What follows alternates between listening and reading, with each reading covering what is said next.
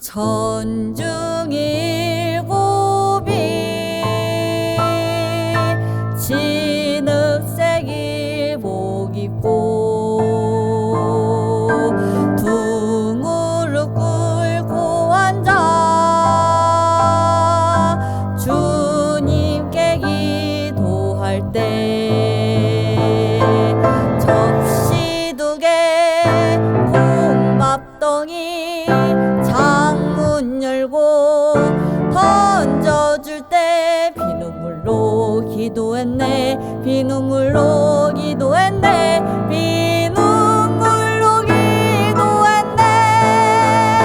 대한이 살았다. 대한이 살았다. 산천 이동하고 바다가 끓는다. 에헤이 네헤이 에헤이 네헤이. 대한이 살았다. 대한이 살았다.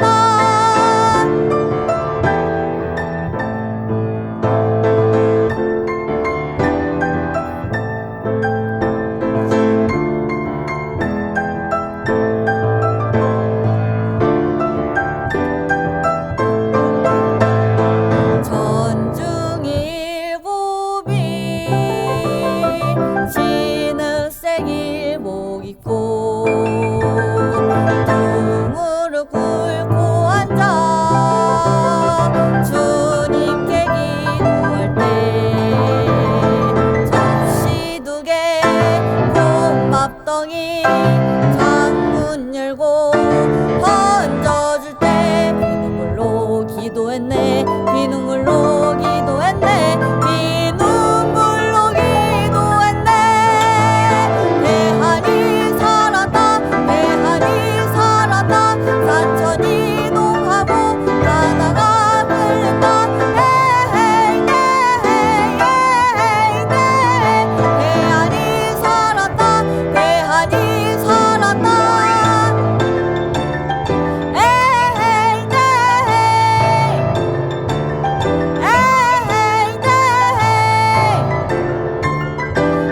에헤이 네헤이. 대한이 살았다. 대한이 살았다. 산천 이동하고 바다가 끓는다. 에헤이 네헤이 에헤이 네헤이. 대한이 살았다. 대한이 살았다. 에헤이 네헤이 에헤이 네헤이. 대한이 살았다. 대한이 살았다. 에헤이 네헤이 에헤이 네헤이. 대한이 살았다. 대한이 살았다. 에헤이 네헤이 에헤이 네헤이. 대한이 살았다. 대한이 살았다.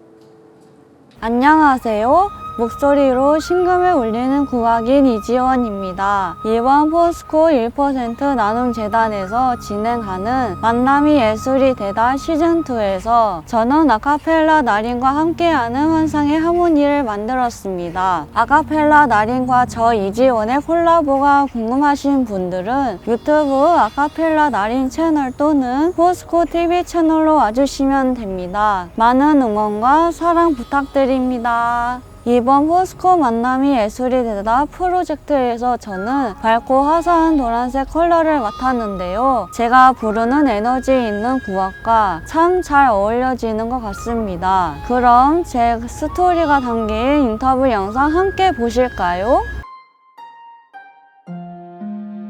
안녕하세요. 우리 소리로 희망을 전하는 민요소리꾼 이지원입니다. 유관순 열사가 옥중에서 부른 8호 감방의 노래를 제가 부르게 되어 다른 노래를 할 때보다 더 많은 긴장감과 책임감이 생겼고 너무나 영광스러웠습니다. 대안이 살았다, 대안이 살았다라는 후렴구 가사가 부르는 내내 가슴 뭉클했습니다. 유가순 열사가 100주년 서대문 현구소에서 동집을 외치며 불렀던 이 노래를 많은 사람들이 기억하고 있지 않았으면 좋겠습니다.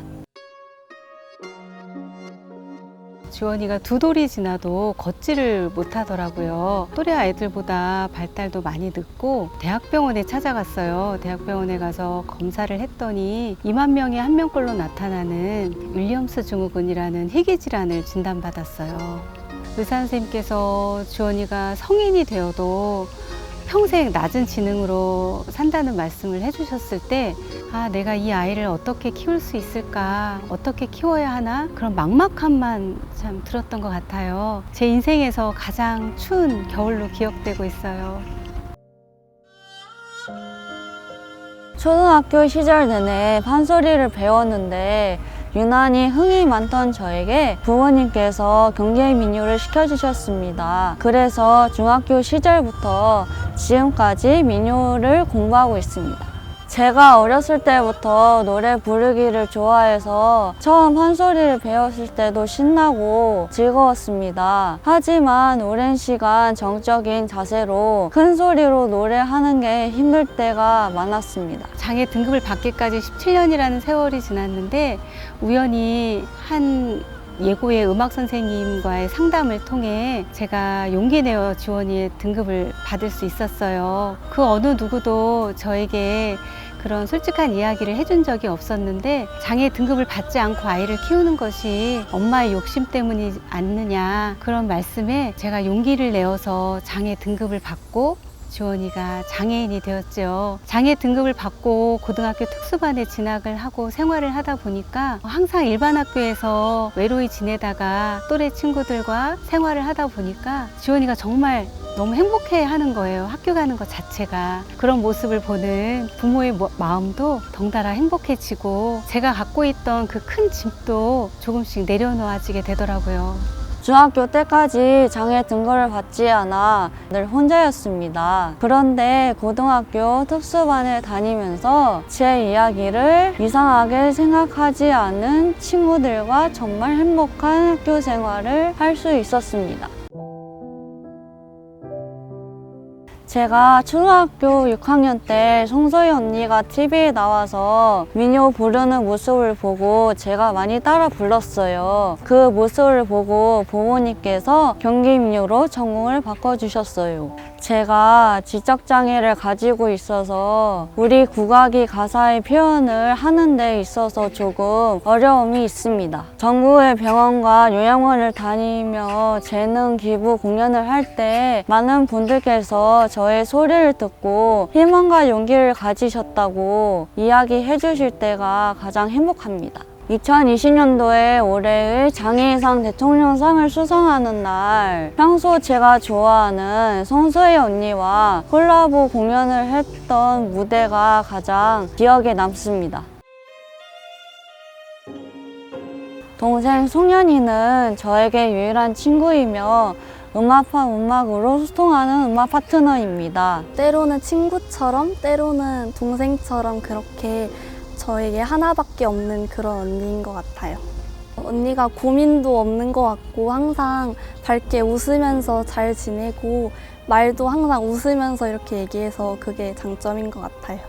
항상 새로운 곡을 배울 때 저는 가사도 빨리빨리 못 외우고 음도 많이 틀리는데 언니는 바로 외워서 바로 부르고 엄마가 어떤 걸 지시해도 바로 잘 습득해서 불러서 제가 보기에도 언니가 진짜 노래를 잘하는구나 그렇게 많이 느끼는 것 같아요.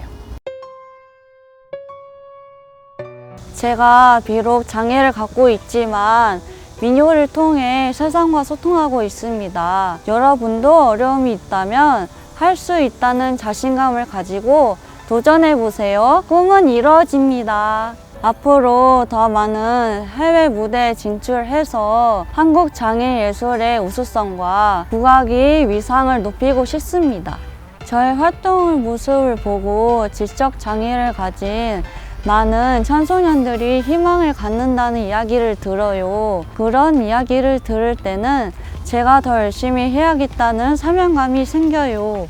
노란색은 한없이 부드럽고 윤약해 보이지만 달빛과 태양만큼이나 익숙하고 부족함이 없는 강렬한 에너지를 가지고 있는 색입니다. 이런 점이 제가 부르는 민요와 많이 닮아 있다고 생각합니다. 이번 포스코 프로젝트를 통해 저의 예술 활동을 대중화시키고 국내뿐 아니라 해외의 많은 사람들에게 감동을 주고 싶습니다. 장애인 예술인에게 관심을 가져주셔서 너무나 감사드립니다. 이번 프로젝트를 통해 민요소리꾼 이지원을 알릴 수 있게 되어 너무나 기쁘고 행복합니다. 저만의 홍보 영상을 예쁘게 만들어 주셔서 큰 선물을 받았습니다. 포스코 1% 나눔재단의 모든 분들께 진심으로 감사드립니다. 앞으로 제가 민요를 통해 장애 예술인으로서 삶을 살아갈 수 있도록 많은 관심과 사랑 응원 부탁드립니다. 더 열심히 하는 모습으로 보답하겠습니다. 안녕.